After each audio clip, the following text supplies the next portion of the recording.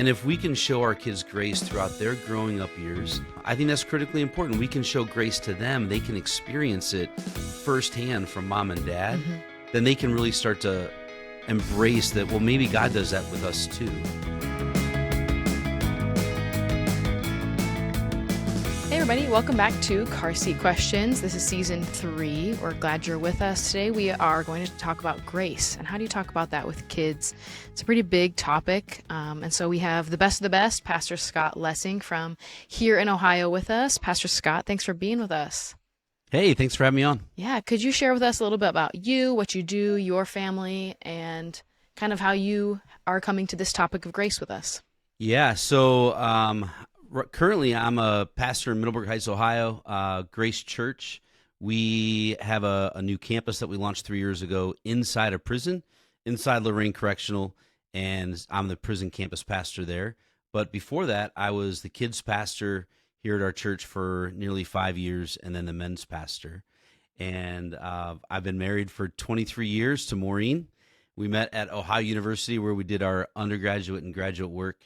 I was in sports medicine before I came into ministry. And now we have 2 kids. Carter is almost 20 years old, and Callie is 18 years old, and they'll both be in college as of the fall. So you're going to be empty nesters. Ish. Well, one of our kids is going to school, but from home. Oh, so, yes. Yeah. In our desires are to be empty nesters, and in theory we are, but not really yet. Because they're out doing their own stuff anyway at that age. Right, yeah, they're not around ever. Yeah, ever. That was me. Never. That was me when I was that age, though. Yeah. Is there anything else you're doing with sports medicine these days? Just out of curiosity. Just watching. I'm a huge baseball fan. Yeah. I'm a huge golf fan, and I like to play disc golf. So those are my – and I've gotten into pickleball too because I'm 50 now. So that's what like my generation does, right? Pickleball. But pickleball's become cool for the younger guys too. Oh, yeah. We were talking about it And a couple episodes ago, yeah. episodes ago. One of my friends, he's probably pretty good at pickleball. He's probably being modest, but he plays a lot, and he's like our age. And like you said, it's like the cool thing to do now is play pickleball. So he's legit. Like if he's talking humbly, that means he's legit. Yeah, I asked him to either, confirm or deny. Like, are you good at pickleball? And he's like, well, Yeah, he's probably good. I play. And I was like, okay, you're probably That means good. he'll smoke you. Probably. We're going to call this season not only unfiltered, but also pickleball. Yeah. Pickleball edition. Maybe I need to try it. The second maybe time you we should talk try about it. You can go with Pastor Scott. Yeah, I'm pretty athletic, I think. Yeah. Well, we're not here to talk about pickleball again, like we were last episode. We're here to talk about grace and how to talk about it with kids. Can you kind of share with us what are some real-life situations where we can show God's grace to our kids? How do we display that in a way that they could understand? Yeah, I think one of the things, especially on this topic, is we have to really understand grace ourselves. We need to teach our kids about grace. So we need to understand forgiveness. We need to teach them about forgiveness, real life, right? Like when other people hurt them, we need to teach them. How can we forgive them, but also still protect ourselves? Like that. Yeah. There's a balance between that, right? Or when somebody like when we've been hurt, or even like when our kids hurt us, we can remind them, hey, when you hurt me like that, I forgave you, and teach them about forgiveness, and then teach them about how grace is a gift, and especially around Christmas and Easter or birthdays, it's a great time to be reminded about, a gift, right? And God's grace being a gift to them. And in order to receive God's grace, or even someone else's grace that they've had on you, we have to be open to it, and we have to be willing to embrace it, right? And receive that, because sometimes it's hard to receive grace from people. Yeah. But it's a time to practice as well, not just receiving it, but we need to practice giving grace to other people. And so helping them understand what unmerited or unfavored or unearned favor is. What does that mean? Unmerited, unearned favor. And a lot of times, we're giving our kids gifts all the time throughout the year. So I think to help them understand that through gifts is really, it's a real life experience for them. Yeah. Do you have any maybe scenarios that a kid would go through where they could see unmerited grace, like between their friends or between each other and like their sibling or something Yeah. like that? Yeah, I think especially in elementary school, if your kids, well, all kids they're forced to go on the playground, right? Yeah. So I think, unmerited or unearned favor, grace, I think it can be shown a lot just through everyday life, even if they don't play sports, right? Because not everyone is an athlete, not everyone's going to do that, but everyone has to go on the playground. And playground is where a lot of kids are mistreated. Mm. And so even if it doesn't happen to them, they can be a person that sticks up for, those who need grace. Yeah. So the playground is a great, great opportunity. Or even if they're younger than that, play groups and other things that, parents take their kids to these things. And there's always somebody who's acting like a punk, right? So we can help kids understand what it means to either receive or give, even through watching something else, another interaction. Or even as the kids get older, like our friends might get divorced, right? And teaching our kids. I remember one of our neighbors got divorced, and our kids, like those neighbor kids, came over our house a lot during that time. And when the kids would leave and go back home, our kids had so many questions about, what happened, and why are they getting divorced, and why don't they love each other anymore, and well, do they hate each other, and even teaching, like through something like that, well, you can have grace and you can have favor that's not earned. And one of our neighbors actually, the husband just had so much grace on his ex-wife, and we still talk about it today. Like, it's unbelievable that he had that much grace on his wife, and potentially she didn't deserve it. You know what I mean? And it's real life, it's reality that sometimes can carry through all the way through their growing up years. Yeah. So what would you say is our role as parents to begin to influence, right? What grace is and how our children view grace. And the divorce example, that's a great one, because we're kind of like, in that scenario, you're like on the outside looking in, Right. And that sort of thing hits home a little bit for me, because I grew up in a divorced family. So that whole dynamic is, kind of like near and dear to me. So, so what would you say is like our role right there as parents, as we kind of view from the outside? Yeah, I think, one thing first, we as parents, uh, growing up, like I didn't grow up in a Christian home, so we never talked about grace. I didn't come to Christ until I was 23, so I didn't even understand God's grace. Probably, we started having kids when I was 30. That's, 7 years time. That's not much time to really understand and really receive God's grace. So we have to learn how to receive it. We have to learn ourselves how to receive God's grace before we can start to really talk about it and explain it. So, and the same is true for our kids, right? So if we can help our kids through just their own personal experiences, like we've already talked about, I think that's really important. I love this song by We the Kingdom and the Tisha Cobbs Leonard. They did a song called Holy Water. And I love how they said it, because this really explains what our role is in helping our kids understand this. The words go like this: your forgiveness is like sweet, sweet honey on my lips, like the sound of a symphony to my ears, like holy water on my skin. I don't want to abuse your grace, God, but I need it every day. And it's the only thing, this is the key, it's the only thing that ever really makes me want to change. So I think, we spend our kids really their entire lifetime. Like we'll never stop parenting, right? Yeah. Right. No matter how old we get and our kids get. But like what we want to see people, by experiencing God's grace, we want to see them change and grow, right? But maybe a better word for that is transform, like the transformation process that we all go through by the Holy Spirit. Yeah. And if we can show our kids grace throughout their growing up years, I think that's critically important. We can show grace to them. They can experience it firsthand from mom and dad. Then they can really start to embrace that, well, maybe God does that with us too. So as they, they're doing things that maybe they deserve a harsher punishment. And, we get to, show them what grace is by, maybe either not giving them that punishment at all, or backing off a little bit on what that punishment would be, Yeah. So I think it's really important for us to kind of live out that song, like we want our grace on our kids to be like sweet, sweet honey on their lips, right? Like it tastes good, man, thank you. It's refreshing, right? Yeah.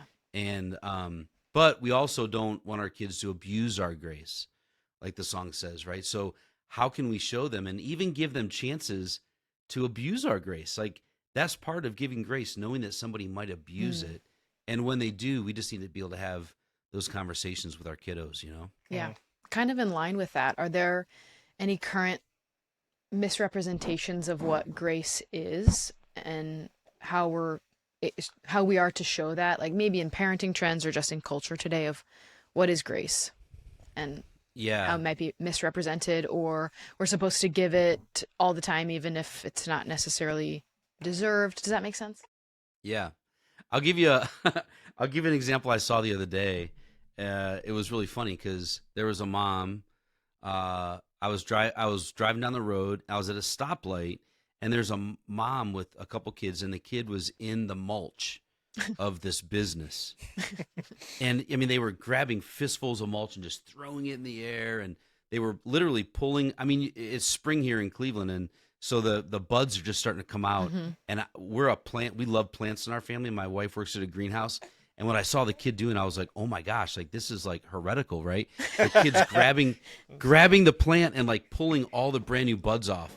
And the mom's laughing. And I'm like, oh, like that's like more than abundant grace, right? That's like you're overlooking. And so I think that's one of the things that we do as parents. Sometimes we overlook bad behavior or choices that their kids are, because it's really hard. Parenting is really hard, right? And so I think sometimes we say, oh, we're giving grace, when no, you're just not being a parent. Like you do need to step in and grab, kind of grab their attention and say, no, like you can't do that, or you can't behave that way. And then coach them and teach them the ways that they could be living by, right? But so I think probably the most obvious one that I see parents doing is they just overlook bad behavior. They overlook bad choices just because parenting is really hard. Yeah, absolutely. Yeah, I think with having a 3-year-old, I think, at least for me, that's what's hard, is trying to figure out, like, okay, what is, like, is this bad behavior? Is he going through like a developmental thing? Yeah, like is he going through a leap right now? Is he having a hard time processing emotions, which that's usually the one. But it's like kind of hard to find a distinction where I don't want him to suppress his emotions, right? Or I don't want him to continue like bad behavior, but I also don't want to overlook if there is bad behavior. So I think at least with having a 3-year-old, that's kind of like, for me, that's like a challenge right now, is kind of trying to figure out, okay, like when is it time to extend grace? When is it time to, correct behavior or whatever. Yeah, I think those things are legitimate, struggles in parenting, right? Yeah. And for you guys are a married couple with kids, which is a lot easier because at the end of the day, you guys can talk about it. The tough one that we see often as pastors, we see a lot of single parents, right? And single parenting is so difficult because they don't have anyone at the end of the night to digest this stuff with, like, well, what is it, Eddie? Right. Like, what do you think it is? Do you think it's are they in a growth spurt, or are they learning, are they dealing with their like they can't communicate yet? Like, so, and they can't do that, and they can't digest those things. And that's why, having a singles group at a church is wildly important to give them that space and those other people that they can talk to in a safe environment where they're not judged. Yeah, we just did that literally like yesterday or the day before. Yeah, lately it's been, Trey's eating so much. Is he actually going through a growth spurt, or is he just, emotional eating, or he's just bored? It was spring break last week, and it was just a little rough. Yeah. That's really funny. But it is, you have to be able to process those things, and all the while sleep deprived, right? Like you have to keep that in mind. And, sometimes, even just hearing a podcast like this, you can be like, oh man, but we have to be easy on ourselves as parents and be like, okay, we need to, just start being more aware of it. Right. And that can be maybe step one. Yeah. It's just becoming aware, and then start, maybe practicing a few of these things with our kids to see how they respond, you know? And I think like easy on ourselves, but also on each other. If you're, Yes. in a marriage, our first son really was a terrible sleeper. And I think every baby is a bad sleeper. Okay. But he was like significantly bad, like didn't sleep until he was like 2. And we were That's just hard. so sleep deprived.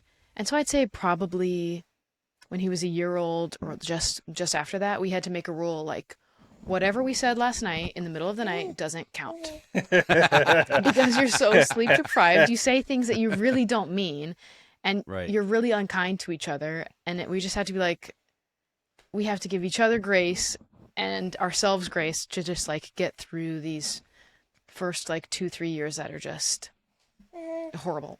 They're hard. And I think, my kids are 18 and 20, like I said. One thing I used to get really frustrated at when I was at your stage was when people were like, "Oh, it gets so much easier." Like, first of all, that's a lie. It doesn't get any easier. It really Nice. doesn't. Like, It just becomes different.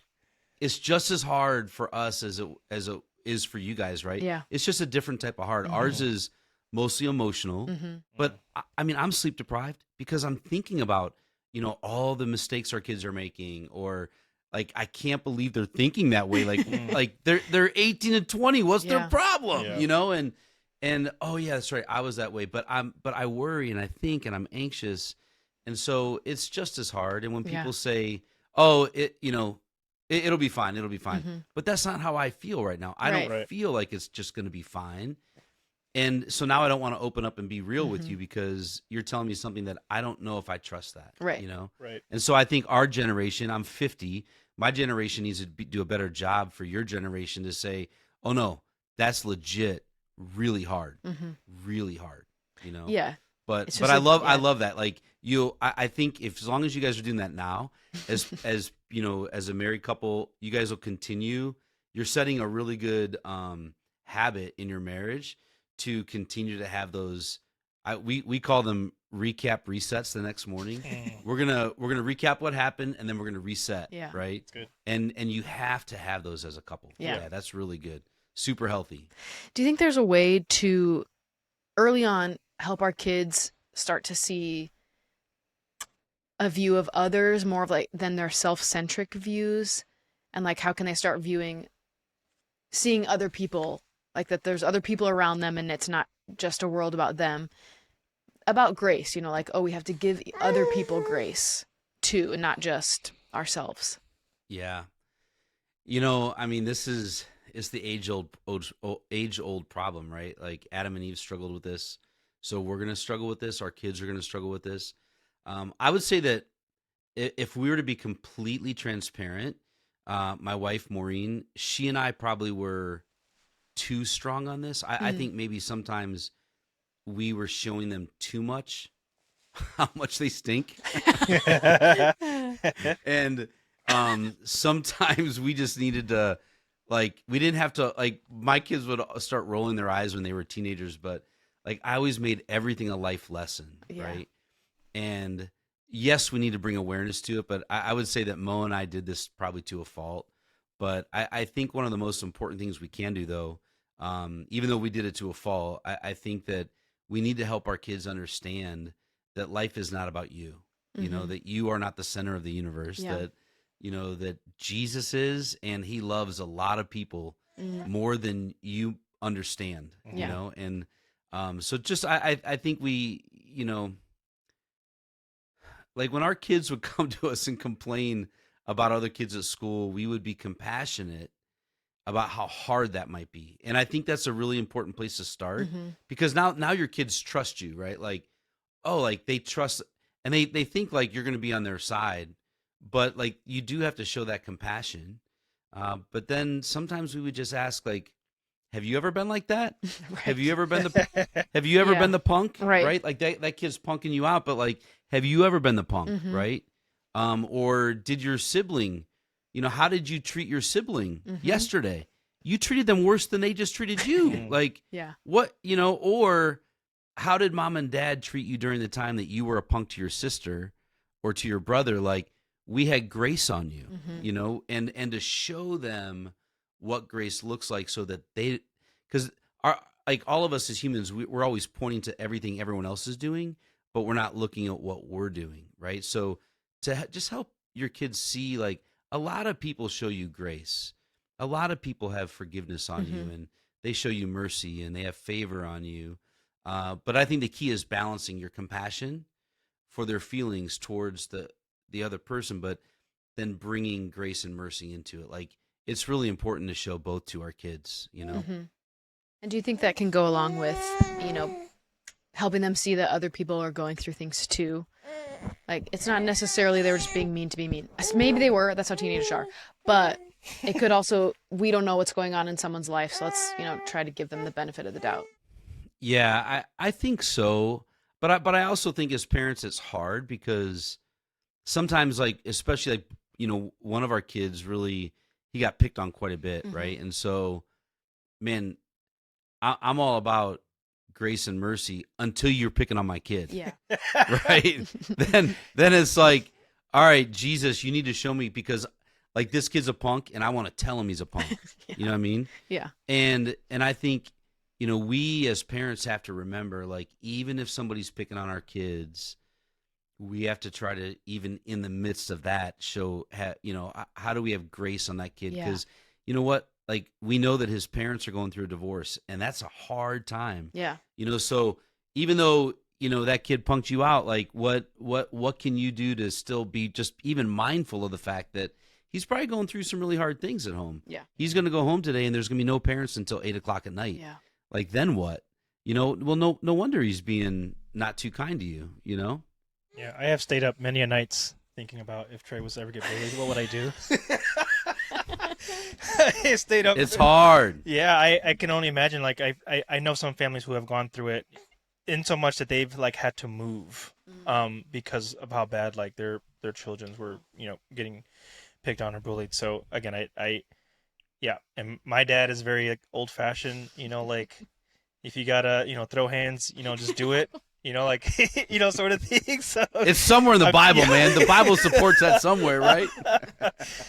Yeah, but yeah, I've stayed up quite a few nights just thinking about like what would I do, or how would I handle that, and how would I talk to Trey or Ellis, through that, and what that would look like. So yeah, we went through that, and we actually moved our oldest to a different school because of it. So it's hard. I mean, it's really hard, and because you don't want your kid to get embittered, but at the same time, we're not giving permission to anyone to do that to anyone, right? So it's a hard place to be, but I'm always reminded that Jesus died for those people too, right? And so, Lord, teach me how to love them well. I'm not giving up the safety of my family, but how do I love them well, even just in my prayer life, right? And we just never know how God works in and through that.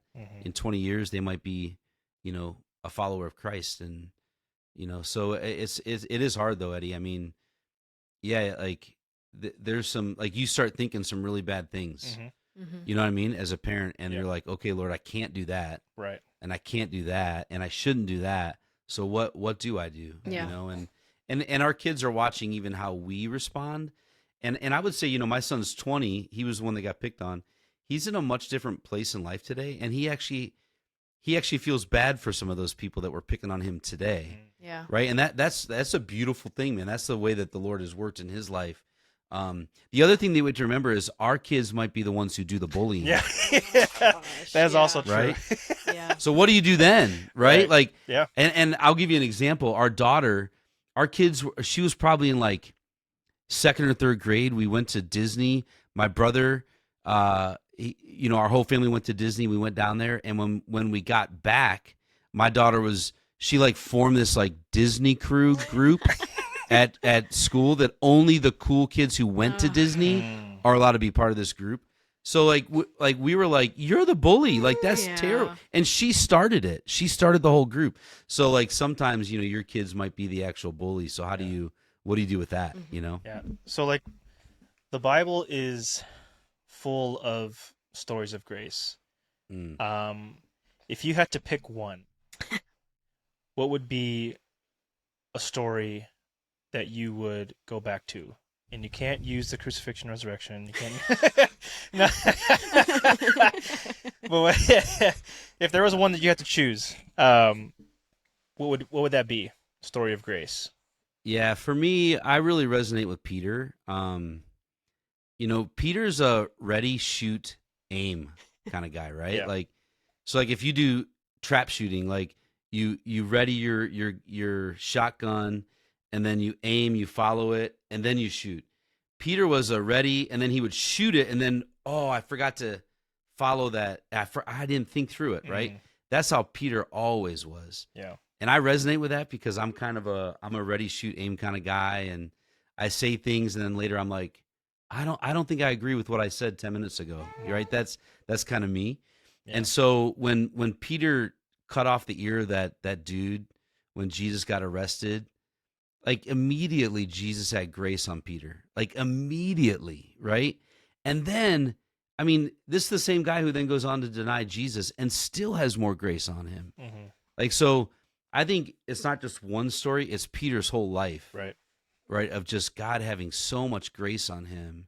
And I'm like, okay, that is totally unmerited favor that Peter didn't deserve, but he got an abundant amount given to him. Mm-hmm. And he, obviously he grew, like, you see some of these amazing sermons from Peter. Like, it was just beautiful. So yeah, Peter's life is, and I would say, because I resonate with Peter's life, but I'm like Peter, so that's probably why it sticks out to me for sure.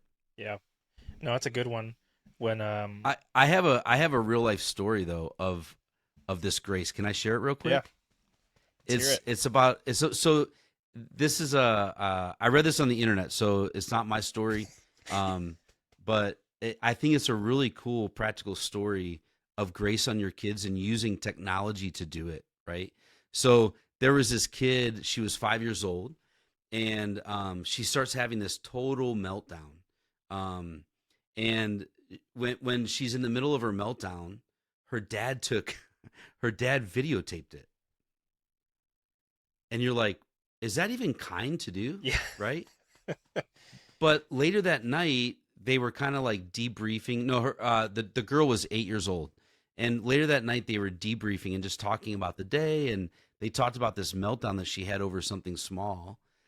And she looked at it, and he said, hey, I videotaped it. Do you want to see what you looked like? And she was like, well, maybe. And so as she was watching it, she's like, oh, Dad, like, I don't like that. Mm. And like in the moment, her dad was filled with grace on her. Like, he didn't like yell at her. He didn't treat her badly or anything. And then she looked at him and she said, Daddy, why do you still love me? Mm. After the way that she responded. Yeah. And so he explained all the reasons why he loves her. And so he used this technology in a way that it was a beautiful thing. It could have been a dangerous thing, but it was this beautiful moment where he was able to show his daughter what she did. And she said, I don't deserve it, but why do you still love me? And he explained. And I just feel like that's God's grace on us all the time, And so whether it's the way that God treated Peter or this example, with this father and daughter, like we don't deserve that treatment, but man, it's a beautiful thing when it's done well, you know? Okay, so then along those lines, what would be one thing that you would want all children to know about grace? Oh man. You can pick two. Okay. I think that number one is free. You don't have to pay for it, right? And kids don't understand that yet. Yeah. But like if you were to give them something they love at whatever age, they have something that they love, and for them it feels like it's expensive, right? Even if it's like when the kids are little, a little piece of candy. Mm-hmm. But like if they see you exchange money for it, they understand that there's a cost, right? Right. But that it's free for us. Even though Jesus paid for it, it's free for us. I don't have to pay for it. And then the other thing is, as kids get older, like this is one that probably won't translate until they're in their teens. But even at, 8 to 10 years old, kids start to understand shame. They may not be able to identify it as shame, but they can describe it to you. Yeah. And grace covers shame. Mm-hmm. Grace is a place where it meets your shame and extinguishes it. Like shame can't be in the presence of God's grace. And if we can get our kids to understand that, then a lot of things transform, right? We don't run from sin anymore. We don't try to hide from our sin. So if we can get kids to understand that grace covers our shame and that shame is not from God, I think it's a life transformational thing. That's good. Before we close, Eddie would like to close us in a liturgy, but before that, if you would subscribe or follow, rate, and review this episode. Only 5-star reviews for Pastor Scott. And for Ellis. God bless. God bless Ellis. Thank you, Pastor Scott, for being with us today and for joining us and sharing with us. Sure. Thank you for having me. This is awesome. Yeah, of course. We're so glad to have you. If you just join us in a closing liturgy. You want to do it, Ellis? Okay. To him who is able to do far more than we can understand, may he give us the wisdom to raise our children to first love God above all else and love others as themselves. Go in peace. That's beautiful. You are dismissed. Thanks for joining us this week on the Car Seat Questions podcast. Be sure to like, subscribe, and comment, and just let us know what you thought. Be sure to follow us on YouTube, wherever you find your podcasts, Instagram, TikTok, basically anywhere, and drop your comments below about what you thought about the episode.